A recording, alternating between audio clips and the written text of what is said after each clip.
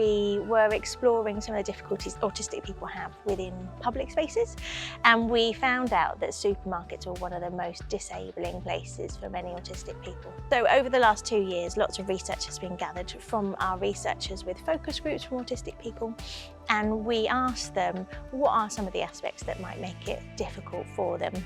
And we then created our sensory supermarket based on some of these descriptions. Sensory processing differences aren't the same for all autistic people, but our supermarket picked up on features of the environment that are often mentioned as being difficult. So the first time visitors walked through the supermarket, these features were heightened and made more obvious. And then people walked through a second time, and we reduced the lights and sounds to show what a more enabling environment could look like. It was great to be involved as someone who has sensory processing disorder and is autistic. It was insightful to see how people interacted with the space and the realisations they had and understanding they took from it. It gives you a sense of how exposed autistic people probably feel to noise, light, directions in a way that you wouldn't normally think about it yourself. I started to feel that the noise of like the till checkout, that noise itself, I probably started to get a headache. It felt that visceral, like so overwhelming, to the point of like a physical response and feeling, if that makes any sense. So the first time that I went round, I felt like I've rushed myself around. I didn't really take anything in that I wasn't looking for.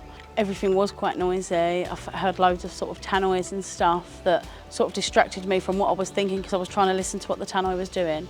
But on my second time round, when I went in, I actually found myself quite relaxed, and I took in loads of products that I didn't see the first time, signs that I hadn't even noticed because I think my senses were taken away. And there's never a time like that I've walked around any shopping centre, unfortunately, that I've not had that time to sort of relax and take in what is actually going on around me, other than all your normal hustle bustle noises that you get.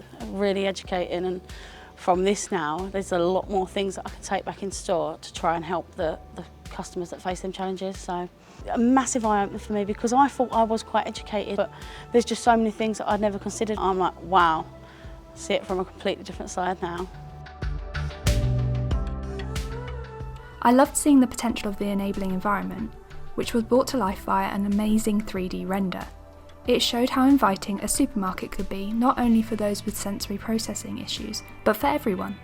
It also displayed how simple some changes could be to this environment, such as a more natural way of navigating around a supermarket, calmer, softer lighting, low shelves, as well as clear labelling of products and areas.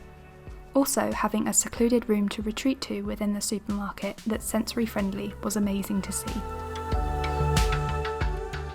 You know, if I need 5 minutes, out of the way seating is great for me to be able to take a break in the supermarket, and I think that should be definitely more of that in supermarkets. It makes me feel worse when I'm quite anxious. I find when I start to feel closed in by the aisles and when they're quite towering, and I think that would be a lot more helpful if there was wider aisles. If they have like a website which details what it looks like, what the kind of environment is like, I find that a massive improvement, and it really helps me to be able to get an idea of what it's like before I go, and then I feel better. We're hoping that this research can benefit a wide range of people. We want it to be for business owners, teachers, anyone who runs and manages public spaces, to be able to use this research to think about those locations and how we can make adaptations to support those individuals in the future.